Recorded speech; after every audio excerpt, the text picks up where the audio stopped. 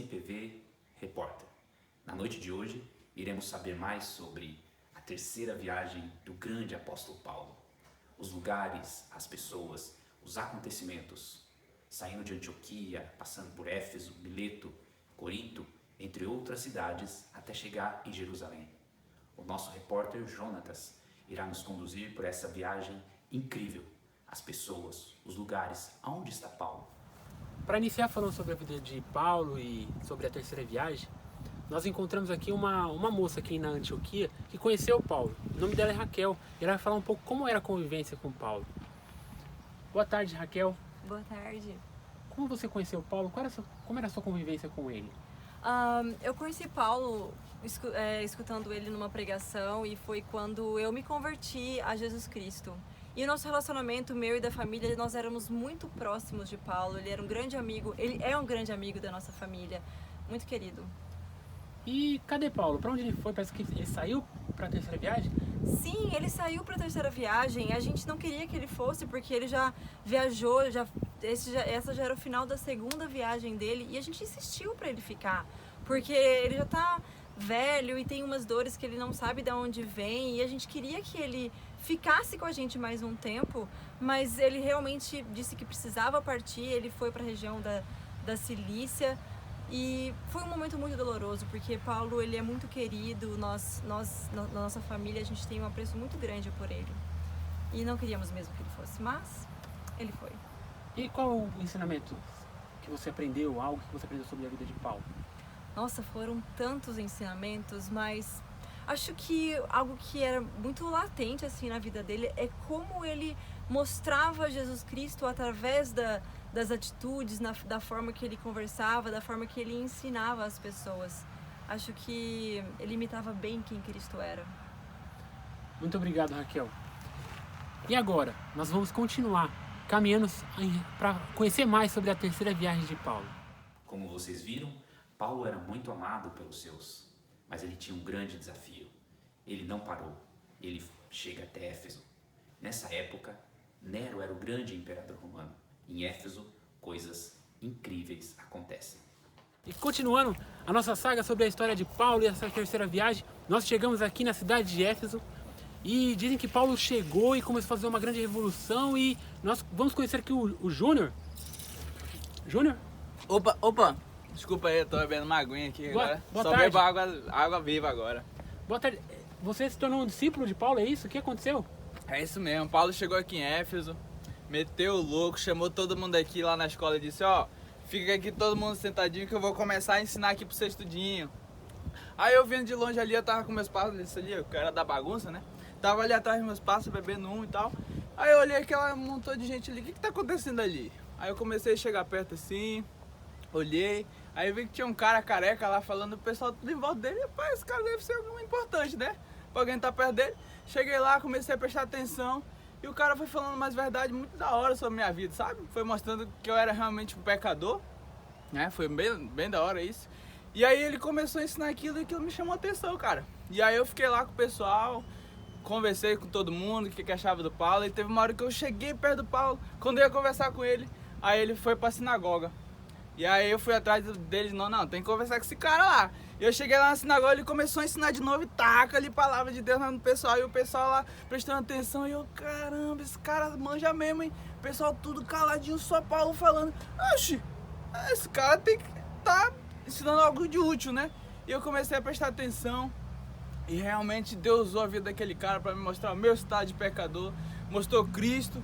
E hoje eu sou uma pessoa resgatada, eu sou uma pessoa renovada em Cristo através da vida de Paulo. Grande homem, grande servo de Deus. É isso aí, cara. E hoje você só bebe água? Hoje só água, a fonte da água limpa aqui, ó. Só água mesmo, só água. É isso, gente. Realmente Paulo tá fazendo uma grande obra nessa terceira viagem. Nós vamos continuar acompanhando. Fique ligado. Nós ainda estamos caminhando aqui por Éfeso e vendo que parece que Paulo está fazendo uma revolução, fez uma revolução nessa cidade. Acaba de encontrar uma jovem, o nome dela é Valéria e... Moça? Olá? Sí, Seu nome é? Valeria. Valeria. O que aconteceu aqui, Valeria? O que são esses livros? Es que alguien echó todos mis libros a la fogueira y yo no sé qué hacer, Deixa eu ver se... Não. É Mis, Karl mis Marx? livros. Mis livros de brujería. Quem fez mis isso? hechos e mis... Eu não sei, todos. Paulo, Saulo, Paulo. Paulo realmente está fazendo um grande acontecimento aqui. Não é grande. Não é grande. Acho que estão vendo que ela está realmente estressada. Sim, já vete. A gente continua ainda, tá? Aqui por Éfeso. E continuando nossa saga aqui em Éfeso, nessa parte aqui da terceira viagem, nós vamos conversar com uma moça, uma jovem, Sara, que vai relatar o que aconteceu no teatro de Éfeso, no templo. Vamos ver. Boa tarde. Boa tarde, tudo bom? O que aconteceu no teatro? O que houve aqui? Ixi, o teatro? Ah, não, tinha entrada pra lá. Ah, Mas o que aconteceu depois daquela queimada dos livros? É isso que você tá falando? isso. O que aconteceu? Cara, depois que deu aquele negócio, o menino Demétrio ficou super chateado, porque daí parou de vender os negócios dele. Aí ele foi, juntou a galera e foi lá descer Paulo no Paulo. E tudo isso por causa da pregação de Paulo? Foi, porque daí o pessoal não queria mais os livros, não queria mais comprar os negócios da deusa Diana. A deusa Diana? É, não quis mais. Aí, porque queria saber de Jesus. E aí largaram tudo mesmo, queimaram os livros, não compravam mais o santinho lá. E aí ficaram todo mundo muito chateado, porque o pessoal parou de ganhar dinheiro. Mas você estava lá também? Você estava gritando? Estava protestando? Ah, então tinha o pessoal gritando um lado, tinha o pessoal gritando do outro, eu tava lá, assim, né? Sei lá o que tava fazendo lá, mas tava legal. Mas você era do movimento Ele Não? É, eu tava lá só gritando, tipo, teve uma hora que todo mundo fechou, aí chegou um cara lá no meio, aí a gente começou a gritar assim, grande Diana, e pronto, foi só isso. Muito obrigado. Gente, realmente o que Paulo parece estar fazendo aqui é algo extraordinário. Pessoas se juntaram para tirar ele da cidade. Mas a gente vai continuar vendo o que foi essa saga aí da terceira viagem dele. Éfeso, conhecida pelo seu teatro com capacidade para 24 mil pessoas, os templos em adoração à deusa Diana ou Artemis, Paulo foi usado poderosamente. Muitas pessoas se converteram e abandonaram os ídolos, mas ele precisa seguir viagem e agora vai para Troade, onde mais uma vez o Espírito usará a vida do grande apóstolo Paulo.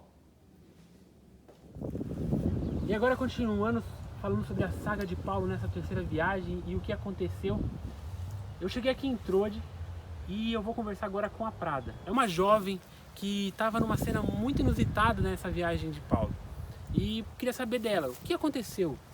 Olá, Prada, tudo bem? Oi, tudo bem, e você? Tudo bem também. O que aconteceu naquela casa? O que houve naquele culto de jovens? Então, a gente estava num culto de jovens, o começo foi super animado, aí Paulo chegou e começou a pregar lá. Meu, ele pregou umas 5 horas, quem prega 5 horas? E aí quando vê meu amigo Eutico, ele chama Eutico, tava do meu lado assim, quando eu olho, o cara sumiu, pum, caiu lá embaixo, alto pra caramba, não é que ele morreu? Olha, foi muito triste, claro, eu chorei demais, só que aí eu falei, Paulo, meu, você pregou 5 horas, agora você dá um jeito no meu amigo. Vocês não vão acreditar no que aconteceu. Porque nem eu acreditei na hora. Paulo orou e o menino voltou a viver. Eu sou prova porque eu vi ele mortinho da Silva. E depois que Paulo orou, ele ressuscitou. Foi isso que aconteceu. Gente, essa viagem está ficando cada vez mais emocionante. Daqui a pouco a gente vai ver um pouco mais. Vimos como, pelo poder do Espírito Santo, Paulo está fazendo grandes coisas para a glória do nome de Jesus. Mas a sua viagem ainda não terminou.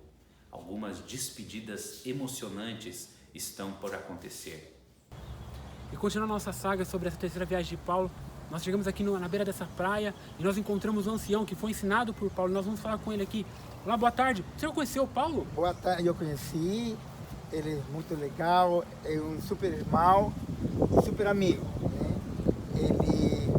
Ele era muito preocupado com a visita dos irmãos, com a visita das igrejas, e ele sempre dependia do Senhor. Mas onde está Paulo agora? Pois é, eu estou muito triste porque ele já partiu.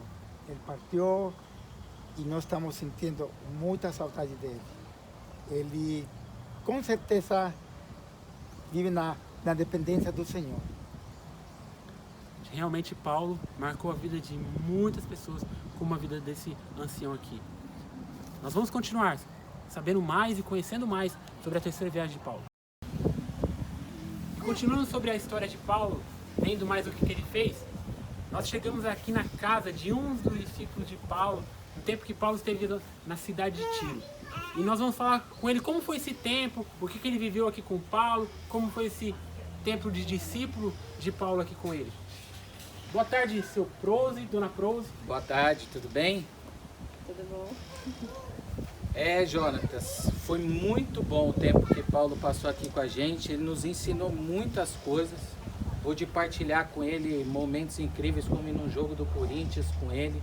Paulo foi um homem realmente de Deus, viu? Égua, que homem de Deus.